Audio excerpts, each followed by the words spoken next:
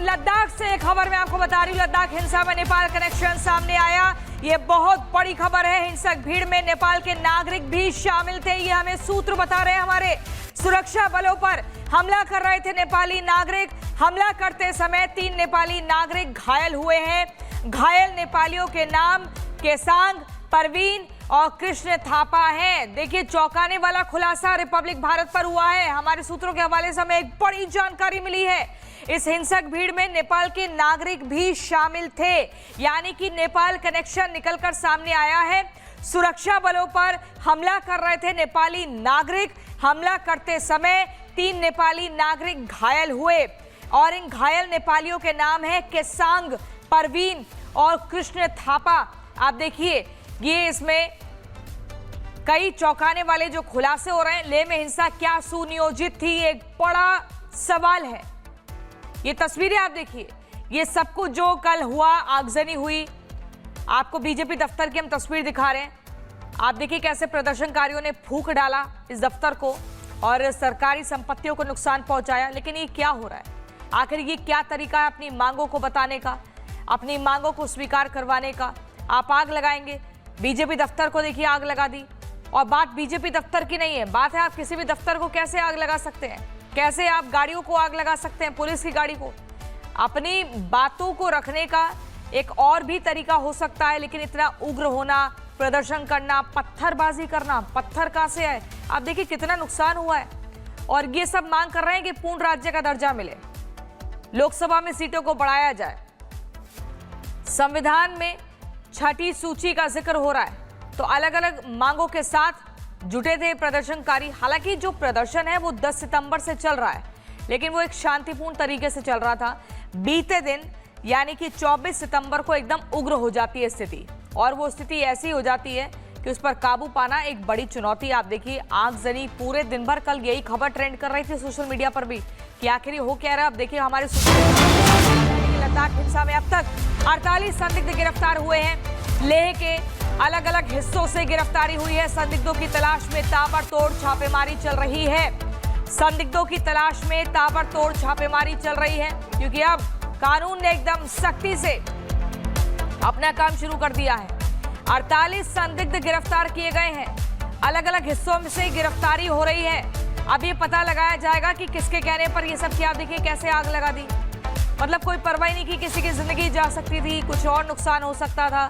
बिजली के तार भी दिख रहे हैं, लेकिन बस गुस्सा, उग्र प्रदर्शन, अपनी मांगों को मनवाने का तरीका। और इसमें अब नेपाली कनेक्शन निकलकर सामने आए। नेपाली लोग कहां से आ गए इसमें? वो भी आ रहे हैं और इसमें पूरी तरीके से देखिए गाड़ियां तोड़ने फोड़ने का काम किया है। ये एक बहुत बड़ा सवाल है। इसमें नेपाली कनेक्शन कैसे निकलकर सामने आया?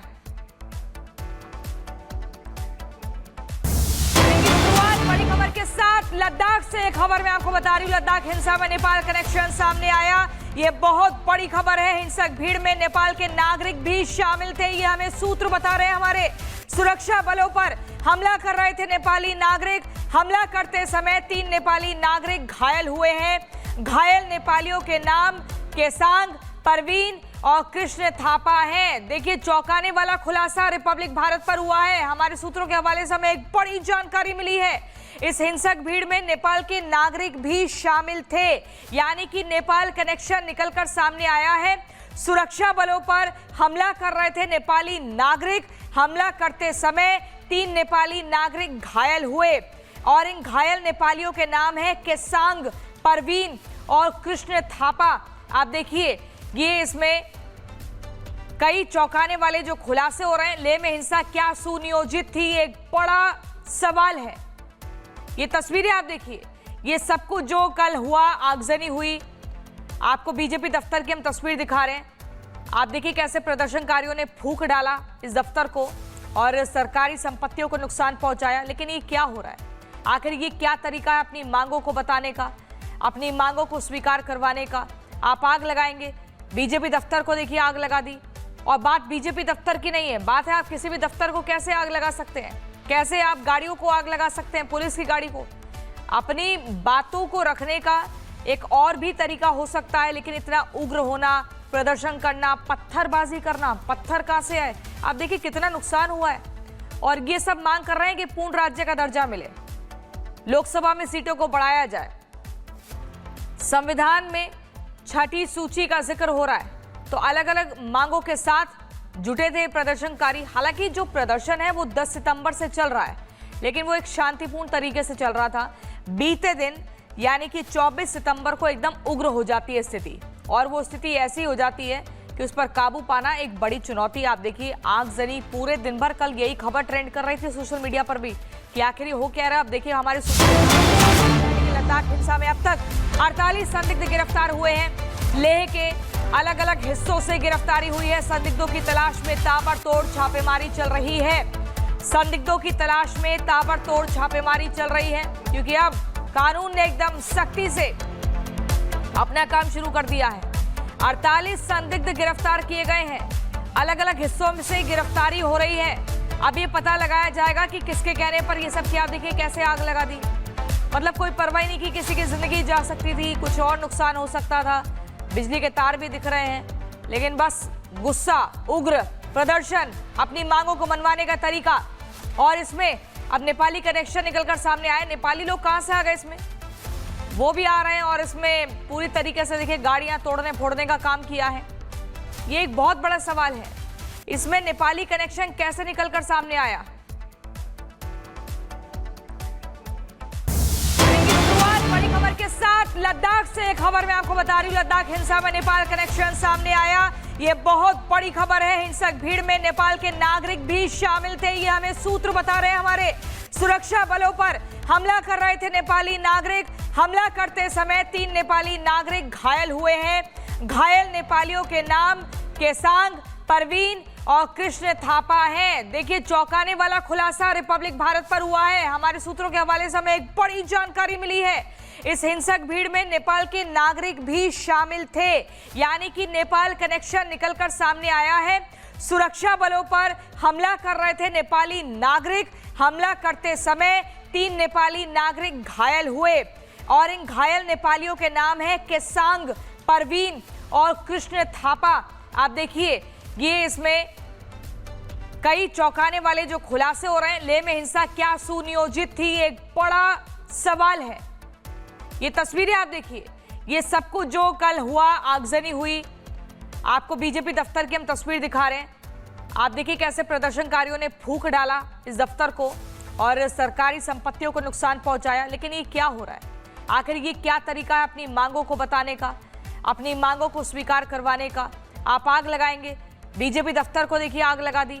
और बात बीजेपी दफ्तर की नहीं है, बात है आप किसी भी दफ्तर को कैसे आग लगा सकते हैं, कैसे आप गाड़ियों को आग लगा सकते हैं, पुलिस की गाड़ी को। अपनी बातों को रखने का एक और भी तरीका हो सकता है, लेकिन इतना उग्र होना, प्रदर्शन करना, पत्थरबाजी करना, पत्थर कहां से है। आप देखिए कितना नुकसान हुआ है, और ये सब मांग कर रहे हैं कि पूर्ण राज्य का दर्जा मिले, लोकसभा में सीटों को बढ़ाया जाए, संविधान में छठी सूची का जिक्र हो रहा है। तो अलग अलग मांगों के साथ जुटे थे प्रदर्शनकारी। हालांकि जो प्रदर्शन है वो 10 सितंबर से चल रहा है, लेकिन वो एक शांतिपूर्ण तरीके से चल रहा था। बीते दिन यानी कि 24 सितंबर को एकदम उग्र हो जाती है स्थिति, और वो स्थिति ऐसी हो जाती है कि उस पर काबू पाना एक बड़ी चुनौती। आप देखिए आगजनी पूरे दिन भर कल यही खबर ट्रेंड कर रही थी सोशल मीडिया पर भी कि आखिर हो क्या रहा है। अब देखिए हमारे लद्दाख हिंसा में अब तक 48 संदिग्ध गिरफ्तार हुए हैं। लेह के अलग अलग हिस्सों से गिरफ्तारी हुई है। संदिग्धों की तलाश में ताबड़तोड़ छापेमारी चल रही है। संदिग्धों की तलाश में ताबड़तोड़ छापेमारी चल रही है, क्योंकि अब कानून ने एकदम सख्ती से अपना काम शुरू कर दिया है।